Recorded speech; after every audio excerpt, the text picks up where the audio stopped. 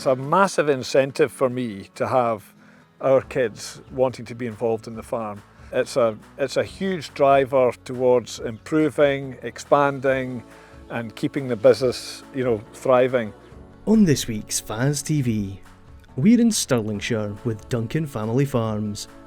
The Duncan family have been farming livestock since the 1950s in one of Scotland's most beautiful and rugged landscapes.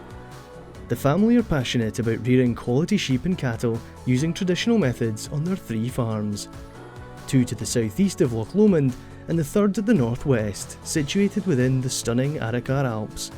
Shona and Bruce are committed to farming in a sustainable manner which guarantees a future for generations to come. With 2 daughters, Sally and Rebecca, actively involved in the farm, they've recently diversified into luxury self-catering accommodation with glamping pods at Lands of Drumhead and cottages at Inveruglas Farm near Ardloo.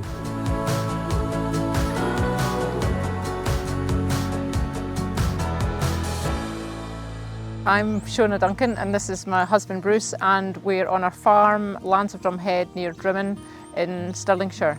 Our farming story really began when my grandfather retired out of the Navy after the Second World War and acquired Inveruglas Farm at the north end of Loch Lomond. My father was born and brought up there, and he went to agricultural college. When he left agricultural college, there wasn't really room for him at their hill farm at Inveruglas, but they were lucky enough to acquire Blair Fad, which is just a mile and a half away from here. History repeated itself, and I went to agricultural college. I met Shona, we got engaged, by which time we'd managed to acquire a chunk of ground down here at Lands of Drumhead. Just suited our plan just fine to then build a house here, and we've established our farm and steading, and now we've brought our family up here at Lands of Drumhead, and we are all farming together, our 3 units, Inveruglas, Blair Fad and Lands of Drumhead. So the farms, Blair Fad and Lands of Drumhead, which are just about a mile or so apart, we're farming about 470 hectares of owned land, really, roughly, approximately, and we have a bit more sort of seasonally rented as well, some of which is neighbouring and some of which is further afield. And Inveruglas is, I think it's 1,600 hectares, and it's mountain rather than even hill. It's very rough grazing. And at the moment it's pure blackies that are up there, and up until very recently we would bring the draft ewes down from up there, and they would have a year or 2 at Blair Fad as our sort of start of our breeding stock here. Well, at Inveruglas we're running a flock of pure blackface ewes, largely because they are survivors. They're not particularly productive, but they are survivors. And we've been taking these old ewes, the cast ewes from Inveruglas, and putting them to Blair Fad. We've done that really because that's what we've done. It's been done since the 1950s. It's been convenient, and that's what's happened. However, over the last 5, 6, 7 years, their productivity has really tailed off at Blair Fad. Lambing percentage has been very disappointing, and we've really just bitten the bullet now and decided not to take these cast ewes from Inveruglas anymore and have gone Cheviot. We haven't had a lambing of Cheviots yet. We're just approaching our first season of Cheviots, but they've scanned pretty well, and we'll see how they do. We'll see how they do at lambing time, but that'll be the girls to sort out, I'm afraid. So. Upland sheep farming, hill sheep farming has changed over the last 40, 50 years.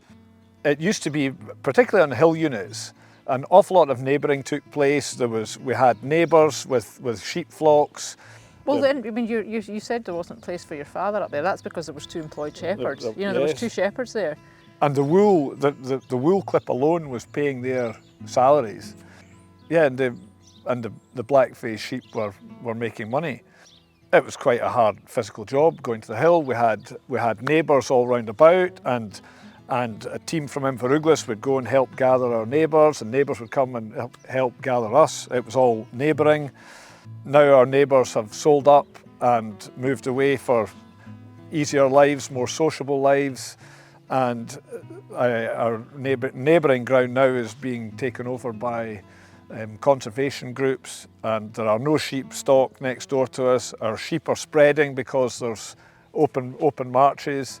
We're having to travel further and further to gather our sheep back in, and the job is more difficult as a direct result of that. I know we're also having to employ, with no neighbours, we're having to employ either contract gatherers or, I mean, we're fortunate enough that we're quite a big part of the team, just family. There'll be days when there'll be Bruce, me, Rebecca, Gregor with a dog, Uncle John still goes to the hill, and we might only need 2 contract gatherers, whereas maybe 5 years ago we were maybe more, relying on contract gatherers, and it's difficult to get them. One, time-wise, because it's ground to over 3,000 feet, so you don't know you're going. You can't plan you're going next Tuesday. You need to wait on the weather. We get an 8 o'clock phone call. If it's clear, we go, and if it's not clear, we don't go. But contract gatherers don't work like that. They quite like to know what they're doing a week or so in advance. So we've kind of had to adapt, that we're sort of family, doing it mostly by family, haven't we? We do it mostly with our family. However, we don't appreciate the value of, the monetary value that our family put in. If we had to pay contract rates for everybody that goes to the hill, we'd struggle to make it viable.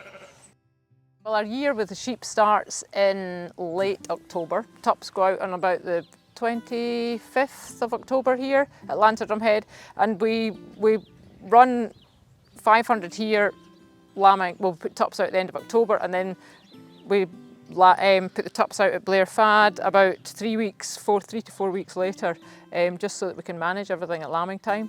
And down here we're putting out terminal sires, really, Texel Bell Texes over just about all our sheep here, and we then lamb them inside. And up at Blair Fad we're putting more maternal sires, and we keep the female replacements from up there. This year, as Bruce mentioned, we bought some Cheviots. We would have liked to have bought more Cheviots. It's not been a good year to buy replacement stock because sheep seem to be so dear at the moment. So we didn't buy as many Cheviots as we wanted, and we decided to put out 2 Cheviot tups so we could breed our own replacements, along with 2 Texel Blueface Leicester crosses. So half of them went to the Texel Blueface Leicester up there, and half of them went to the Cheviots. And then the cross ewes all go to Texel tups, and we keep the females. We'll keep the females of all of them for down here, for future years breeding. So we're lambing in March.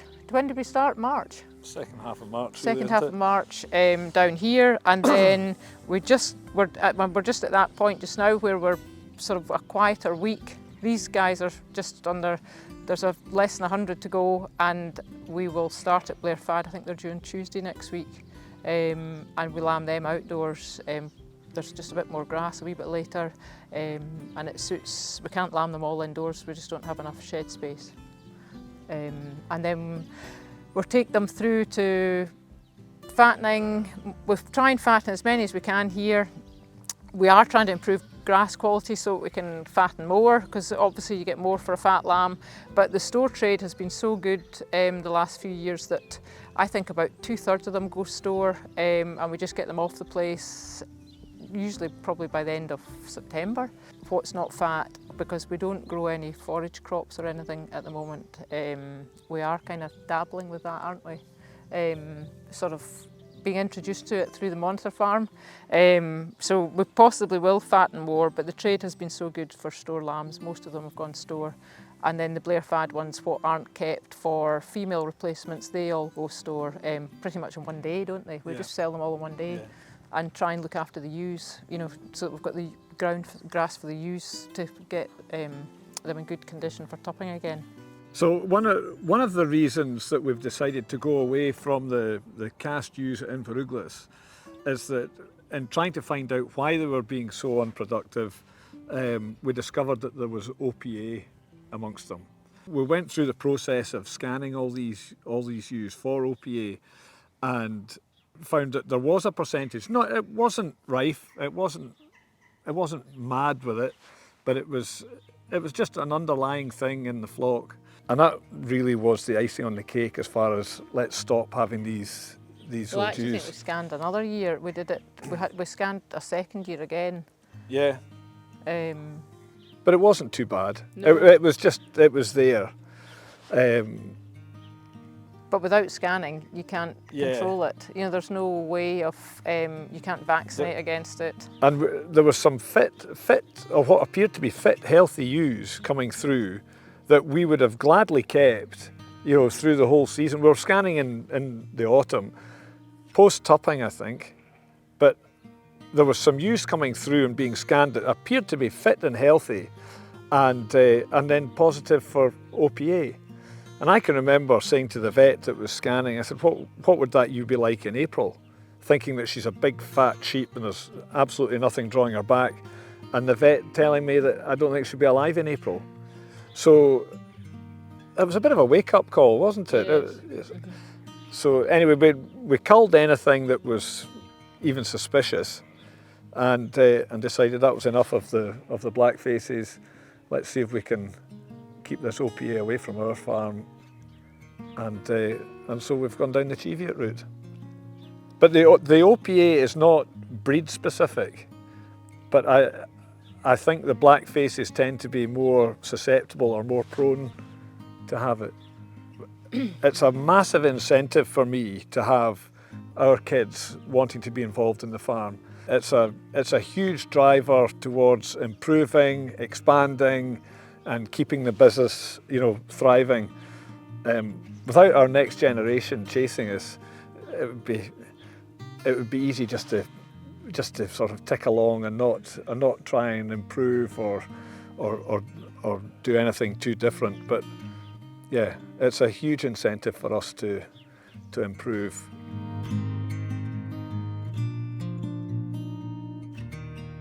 So I'm Rebecca Duncan. I finished college in Edinburgh about 4 years ago, and then I've been full-time on the farm since.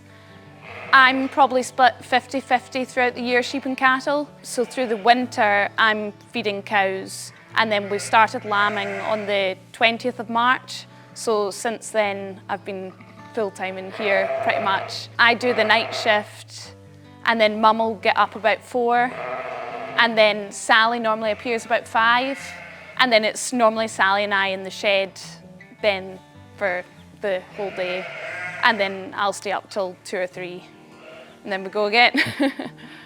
So at the moment we're lambing, and they've actually just quietened down now, which gives us a wee bit of time to be doing other stuff as well.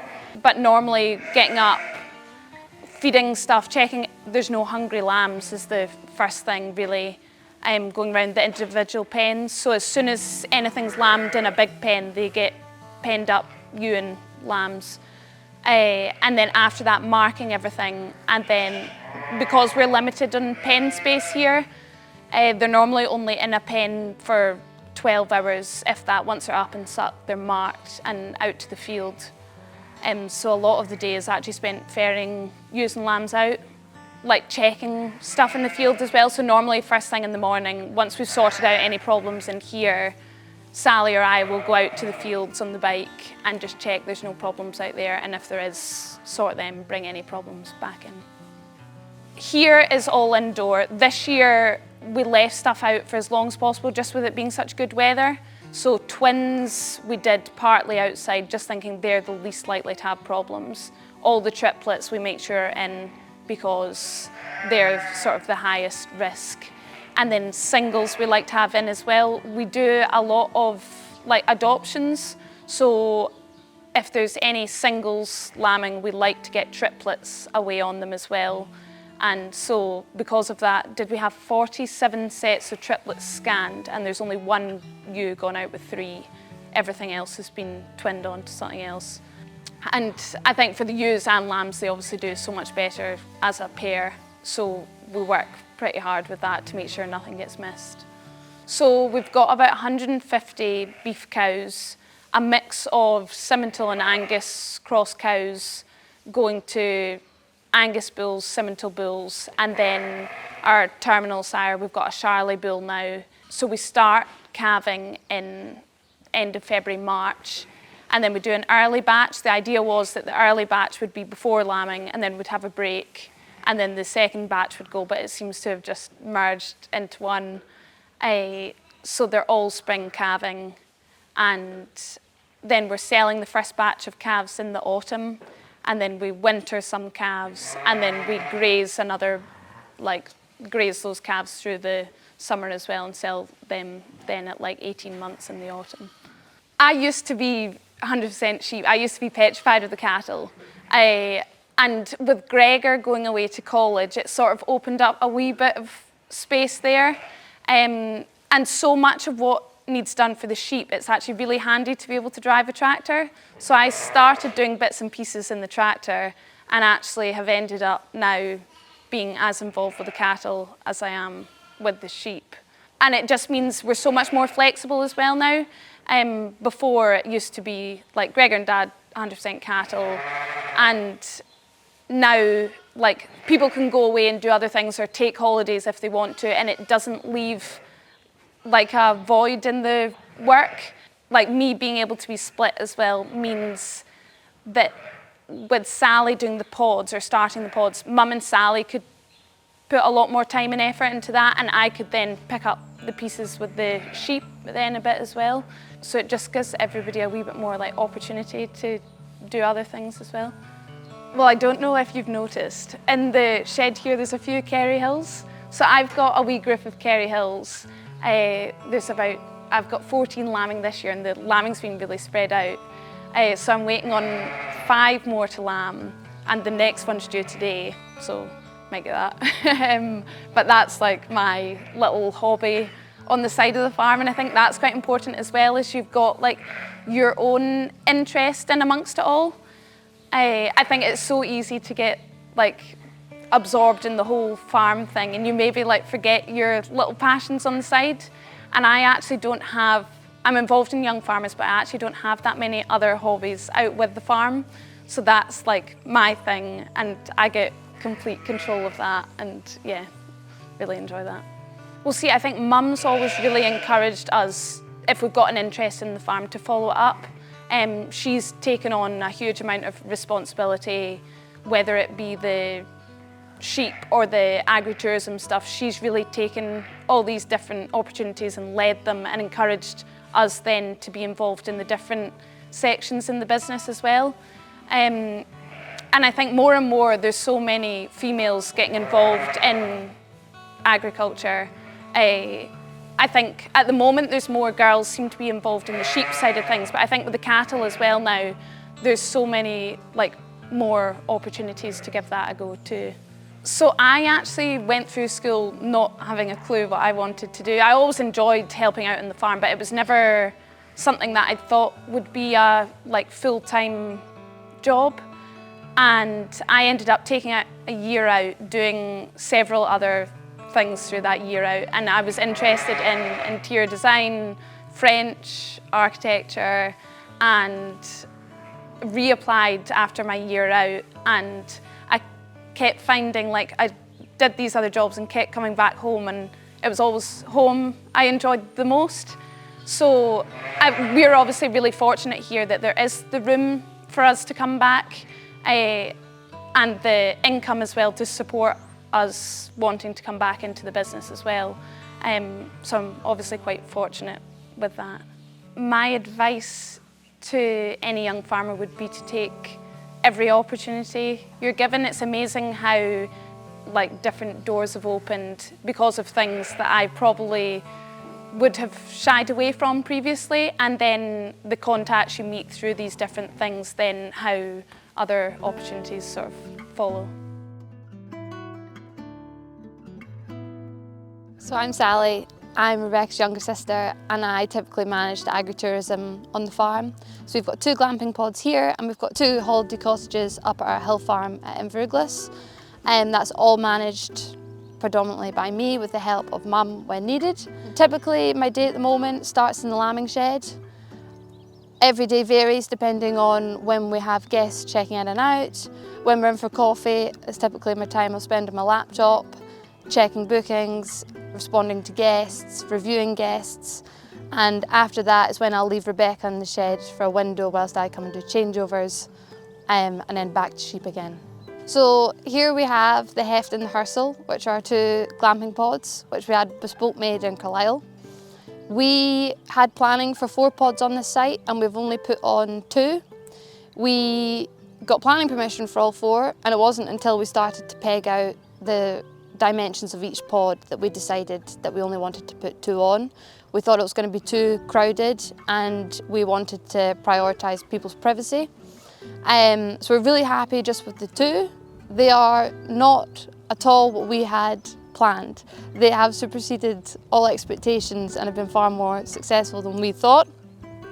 We put in an application for leader funding that Mum was aware it was available through the government, and our business plan that was put in for that was predominantly for West Highland Way walkers. So the single track road that runs through the farm is the West Highland Way, and it welcomes about 30 to 40,000 folk every year. And we thought there's too many folk walking through the farm for us not to capitalise on it. So our business plan was focusing on one-night stays for West Highland Way walkers, and we found that the pods are not what they're wanting. They want somewhere that they can stay for one night, bring a sleeping bag, and fit probably 5 of their friends in there too. Whereas we're catering for couples with hot tubs, en suites, double beds, going for a slightly more luxurious experience for folk. We didn't want to have hot tubs, and we always said we were never going to welcome dogs because we do experience some dog worrying with folk walking on the road. And actually, that's exactly what people want. So 3 years down the line, we now have 2 hot tubs, a hot tub at each pod, and one, the hersel, the pod behind me, is dog friendly, and we charge accordingly. And it's amazing that we went into this with a completely different mindset to what we have now. So the pods was always something that Mum wanted to do, particularly with the West Highland Way being there. But actually in the last 3 years, now that Greg and Rebecca and I are all at home, we've needed this additional income stream to actually be able to fund us to all work here. There is the work for all of us here, but there needs to be that income to support us all going forward. And we're all at the age where we're starting to look at buying houses and people are getting married, and we all need to be able to, the business needs to be able to support us as much as we're supporting the business. I think definitely with change in subsidy, a lot more folk are looking for alternative income sources in their business, just to not have all your eggs in one basket, spreading your risk, and to improve cash flow throughout the year as well is important. In each pod, we try to advertise or promote as many local businesses as possible. So we have a welcome pack in there. For instance, in the hersel, the dog-friendly pod, we recommend for guests to walk to the Button Ben, which is along the National Cycle Route 7 to Crofts, which is a dog-friendly cafe that they can go and have their brunch and their coffee. And likewise, they can walk into Drimmen for the bakery, and Killarn, there's other pubs and shops in there too. But the local area itself, we're within the national park, so there's lots of activities that folk can go and do. We're 15 minutes from Loch Lomond, so folk can go and do water sports. So it's great to be able to be somewhere that can recommend lots of local businesses for people to go and visit. Diversification's been a really important part of future-proofing the business. I certainly wouldn't have a role in this business if the pods hadn't been put in. So I studied rural business management, and my last 2 years were during COVID, so I was online lectures from home. And that was just at the time that the pods were being put in, which was during COVID. And I didn't know what I was going to do after college, and just by default, I've ended up working here, and I've become the person that's most interested in the family out in the pods, and they have now become my sole responsibility. That's not what I saw myself doing, but I really enjoy it, and I think it's been good in the business for us all to have our interests and responsibilities. For instance, I'm not going to feed cows, and Rebecca isn't going to probably do a pod changeover, but we can all help each other do our individual roles. My advice to young people would be that there's definitely a role for everybody in the business. My days are incredibly varied, where I'm working with livestock, I'm bookkeeping, I'm managing a diversification business. That role probably wouldn't have existed if I hadn't become involved for it to even be created. I really enjoy guests having checked out. Folks send me a message and they are just so grateful that they've been able to come here, particularly on a day like today, and they cannot believe that somewhere like this exists. They're probably from the city, they've come out for 1 or 2 nights and they've been able to sit out with the Highland cows and the pheasants and just being able to watch the world go by in somewhere that's quite unique.